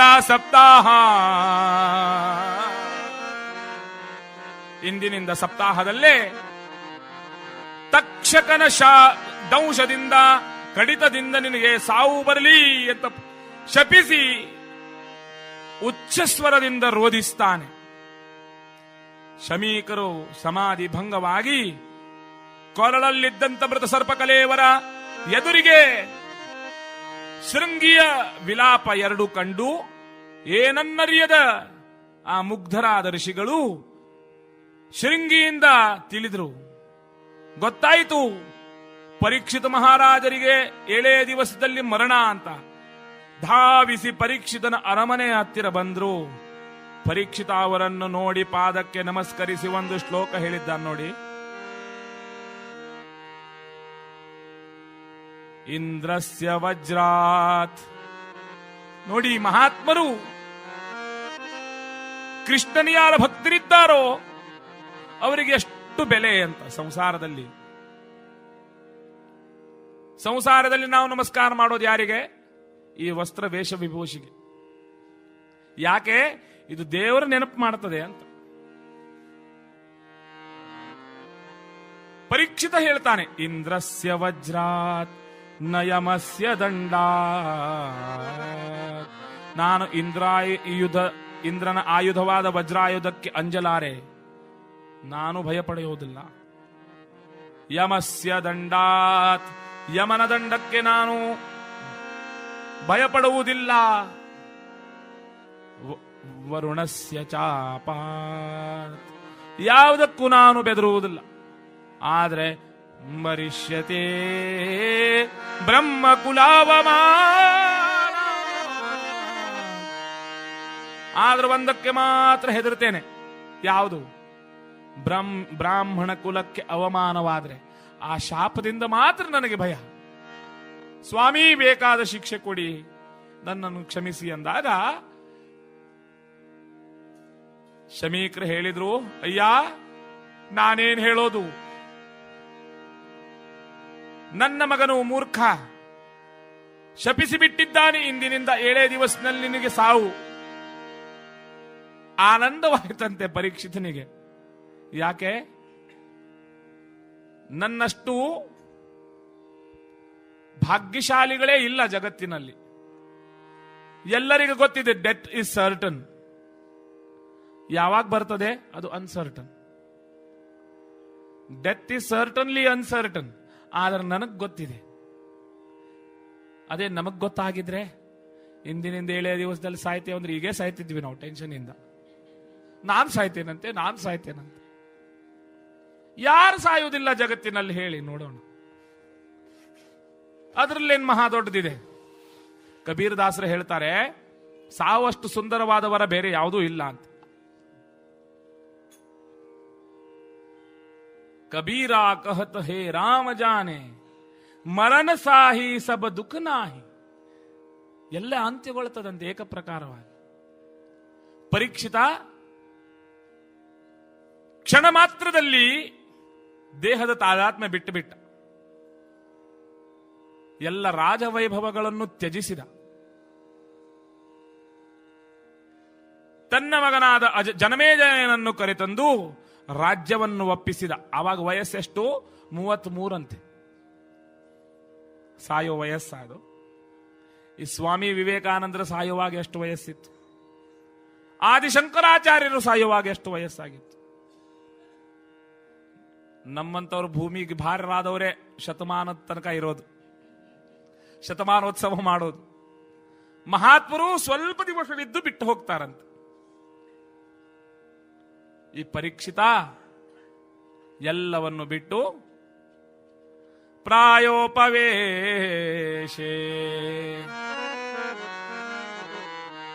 ದೇಹಾಭಿಮಾನವನ್ನು ಬಿಟ್ಟು ಪ್ರಾಯೋಪವೇಶ ಮಾಡುವುದಕ್ಕೋಸ್ಕರ ಗಂಗಾ ದ್ವಾರಕ್ಕಾಗಮಿಸ್ತಾನೆ. ಅಲ್ಲಿ ಸನಕ ಸನಾತನ ಸನಂದನ ಸನತ್ ಕುಮಾರ ಋಷಿ ಭರದ್ವಾಜ ಪಿಪ್ಪಲಾದ ಪೈಂಗಿ ಗೋಪಾಯನ ಸುಬಂಧು ಮಿತ್ರ ಬಂಧು ಜಮದಗ್ನಿ ವಸಿಷ್ಠ ಗೌತಮಾಖಿಲ ಪಾರ್ಶ್ವ ಪಾರ್ವಭೌಮಾದಿ ಶುನಶ್ಯೇಪ ಋಷಿಶೃಂಗ ದೇವದತ್ತ ಪಿಪ್ಪಲಾದ ತಿಂತ್ರಿಣಿ ಎಲ್ಲ ಋಷಿಗಳು ಅಲ್ಲಿ ಸೇರಿದ್ದಾರಂತೆ. ಸಮಾವೇಶ ಸಂದೋಹ. ಎಲ್ಲರೂ ಪರೀಕ್ಷಿತ ಮಹಾರಾಜನನ್ನು ಸ್ವಾಗತಿಸ್ತಾ ಇದ್ದಾರೆ. ಆಗ ರಾಜರಿಗೆ ಏನು ಗೊತ್ತಿಲ್ಲ, ಇನ್ನೇನು ಮುಂದೆ ನಡಿಬೇಕಾಗಿದೆ. ಜಟಾವಲ್ಕಲಧಾರಿ ನಾರನ್ನುಟ್ಟು ಅನ್ನೋದಕಗಳನ್ನು ತ್ಯಜಿಸಿ ದೇಹವನ್ನು ಪರಮಾತ್ಮನ ತಾದಾತ್ಮ್ಯದಿಂದ ಆಚೆಗಿಟ್ಟು ಪ್ರಾಣವನ್ನು ತ್ಯಜಿಸಲು ಬಂದವರು. ಆಗ ದೂರಿಂದ ಶಬ್ದ ಕೇಳ್ತದಂತೆ, ಶ್ರೀಕೃಷ್ಣ ಗೋವಿಂದ ಹರೇ ಮುರಾರೇ ನಾಥ ನಾರಾಯಣ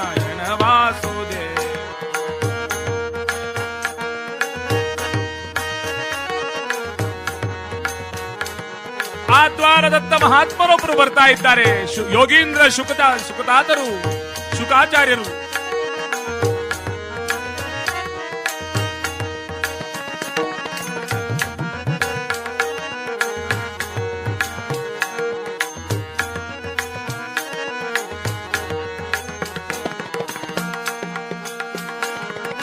ಶ್ರೀಯಾದವೇಶ ಕಮಲಾಯ ನಿವಾಸ ಗೃಹ ಗೆಯಾನುಭಾವ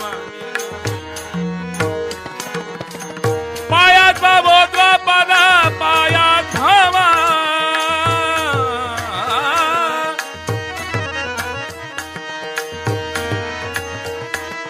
ಎಲ್ಲರೂ ಎದ್ದು ನಿಂತು ಆ ಮಹಾತ್ಮರ ಪಾದಕ್ಕೆ ನಮಸ್ಕಾರ ಮಾಡ್ತಾ ಇದ್ದಾರೆ. ಧೂಪಾದಿ ಷೋಡಶ ಯವನ ದೀಪಾವಶ ಸುಖತಾತರು ನಮ್ಮ ಪವನಾತ್ಮಕರು ರುದ್ರಾಂಶ ಸಂಭೂತರು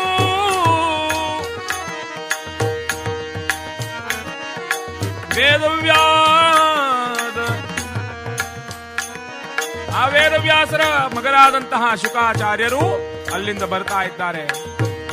ಎಲ್ಲರೂ ಎದ್ದು ನಿಂತು ನಮಸ್ಕಾರ ಮಾಡಿದ್ರು ಶುಕದೇವರಿಗೆ. ಕೈಕಾಲಿನಲ್ಲಿ ಗಾಯಗಳಾಗಿವೆ, ರಕ್ತ ಚಿಮ್ತಾ ಇದೆ. ಕರತಾಡನ ಯುಕ್ತನಾಗಿ ಶ್ರೀಕೃಷ್ಣ ಶ್ರೀಕೃಷ್ಣ ಶ್ರೀಕೃಷ್ಣ ಎನ್ನುತ್ತಾ ಬರ್ತಾ ಇದ್ದಾರಂತೆ. ಆಗ ವರ್ಣನೆ ಮಾಡ್ತಾರೆ ನೋಡಿ ಭಾಗವತದಲ್ಲಿ. ಗುಂಗುರು ಕೂದಲಿನ ಸಟಾ ಧಮ್ಮಿಲ್ಲ ಜಟಾಜೂಟಗಳು ಮುಖಾಚ್ಛಾದನೆ ಮಾಡಿವೆ, ಮುಖವನ್ನು ಮುಚ್ಚಿವೆ ಅಂತೆ. ನೀಲಕುಂತಲವಾದಂತಹ ಭೃಂಗಕೇಶಯುಕ್ತವಾದ ವರ್ಣವರ್ಣಮಯವಾದಂತಹ ಶರೀರ, ಕೋಮಲಾಂಗರು, ಮಕ್ಕಳು ಕಲ್ಲೆಸೆತ ಅವಧೂತ ವೇಷಧಾರಿಯಾದಂಥವರಿಗೆ ಕಲಿಯಿಸ್ತಾ ಇದ್ದಾರೆ. ಆದರೂ ಉಫ್ ಎಂಬೋರಿಲ್ಲ. ರಕ್ತ ಬಂದರೂ ಅದನ್ನು ಕಡೆಗಾಣಿಸಿ ಗೋವಿಂದ ಗೋವಿಂದ ಗೋವಿಂದ ಗೋವಿಂದ ಎಂಬ ಹಾಗೆ ಬರ್ತಾ ಇದ್ದಾರೆ. ಅದನ್ನೇ ಅನುಪೇತ ಅಂತ ಭಾಗವತ ಕರೀತದೆ. ಅನುಪೇತ ಅಂದ್ರೆ ದೇಹಾಭಿಮಾನ ರಹಿತ ಅಂತ ಅರ್ಥ. ದೇಹದ ಮೇಲೆ ಅಭಿಮಾನವೂ ಇಲ್ಲ, ಆತ್ಮಸ್ಥರಾಗಿ ಚಿಂತನೆ ಮಾಡ್ತಾ ಬರುವರು. ಮಂದ ಮಂದ ಸ್ಪಂದಮಾನಸ್ತನಂದಯಾಂದೋಲಿತ ವಿಕಸಿತೇಂದೀವರಾನಿಂದ ಸಂದಾರಿ ಸಂಹಾರಿ ಮನೋನಯನ ದ್ವಂದ್ವ.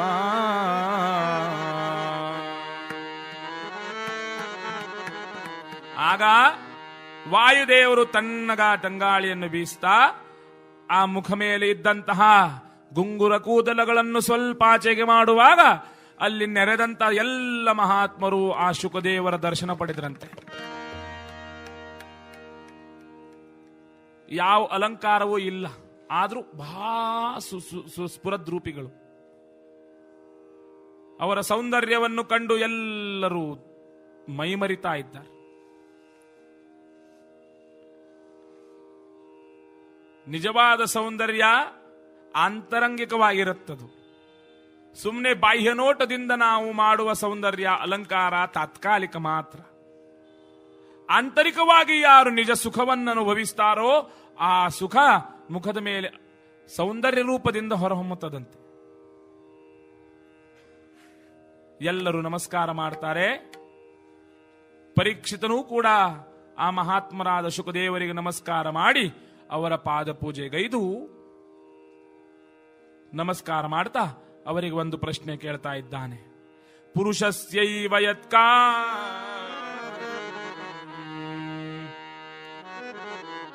ಯೋಗೇಂದ್ರರೇ, ಶುಕದೇವರೇ, ನಂದೊಂದೇ ಪ್ರಶ್ನೆಗೆ ನೀವು ಉತ್ತರಿಸಿ.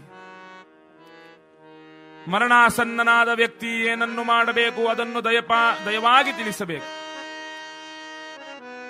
ನಾನು ನಿಮ್ಮ ಶಿಷ್ಯರಾಗಿ ನಿಮ್ಮ ಪಾದಾರವಿಂದದ ಅಡಿಯಲ್ಲಿ ನಿಮ್ಮ ಅನುಗ್ರಹಕ್ಕೋಸ್ಕರ ಸನ್ನದ್ಧನಾಗಿದ್ದೇನೆ, ನನ್ನಲ್ಲಿ ದಯ ತೋರಿರಿ ಎಂದಾಗ ಶುಕದೇವರು ಏನನ್ನು ಹೇಳಿದ್ರೋ ಅದನ್ನು ನಾಳೆಯಿಂದ ಮುಂದುವರಿಸೋಣ. ನಾಳೆ ಭಾಗವತದ ವರಾಹ ಅವತಾರ, ಕಪಿಲೋಪದೇಶ ಮತ್ತು ಧ್ರುವ, ಈ ಮೂರು ಕಥೆಗಳು, ಹಿರಣ್ಯಾಕ್ಷನ ವಧೆ, ಕಪಿಲೋಪದೇಶ ಮತ್ತು ಧ್ರುವ ಚರಿತ್ರೆ, ಇದೆಲ್ಲ ನಾಳೆ ದಿವಸ ನಾವು ಕೇಳೋಣ. ಎಲ್ಲರಿಗೂ ಸನ್ಮಂಗಲನ್ನುಂಟು ಮಾಡಲಿ ಭಗವಂತ ಅಂತ ಹೇಳ್ತಾ, ಹರಿನಾರಾಯಣ ದುರಿತ ನಿವಾರಣ ಪರಮಾನಂದ ಸದಾಶಿವ ಶಂಕರ ಭಕ್ತಜನ ಪ್ರಿಯ ಪಂಕಜ ಲೋಚನ ನಾರಾಯಣ ತವ ದಾಸೋಹಂ. ಕಾಯೇನ ವಾಚಾ ಮನಸೇಂದ್ರಿಯೇಣ ವಾ ಬುದ್ಧ್ಯಾತ್ಮನಾ ವಾ ಪ್ರಕೃತಿತ್ವಮಾ ವಾ ಕರೋಮಿ ಅದ್ಯ ಸಕಲಂ ಪರಸ್ಮೈ ನಾರಾಯಣಾಯೇತಿ ಸಮರ್ಪಯಾಮಿ. ನಾರಾಯಣಾಯೇತಿ ಸಮರ್ಪಯಾಮಿ. ನಾರಾಯಣಾಯೇತಿ ಸಮರ್ಪಯಾಮಿ.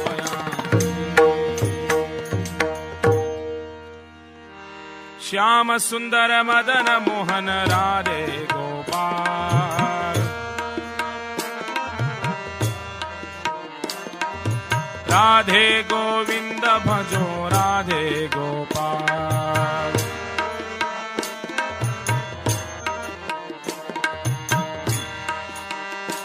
भजो राधे गोविंद भजो राधे गोपाल.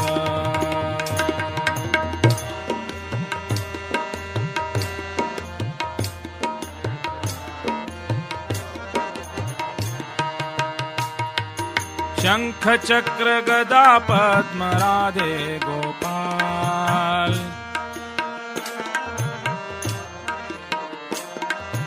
राधे गोविंद भजो राधे गोपाल.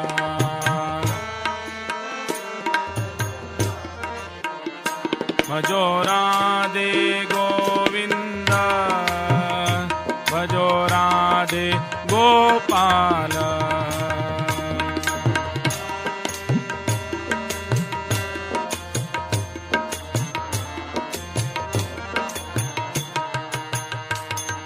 श्री राम जय जय राम.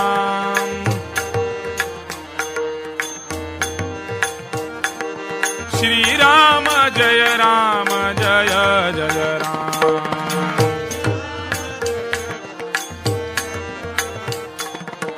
श्री राम जय जय राम.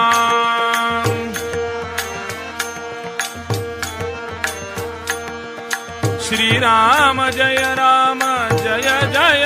राम.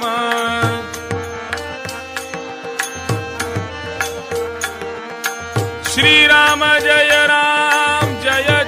राम.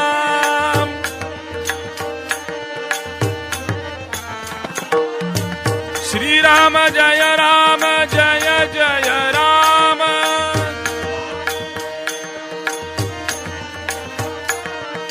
श्री राम जय जय राम.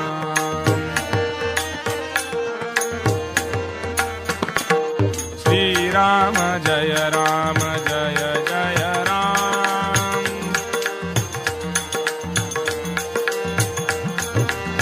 श्री राम जय जय राम. गोपाल कृष्ण भगवान की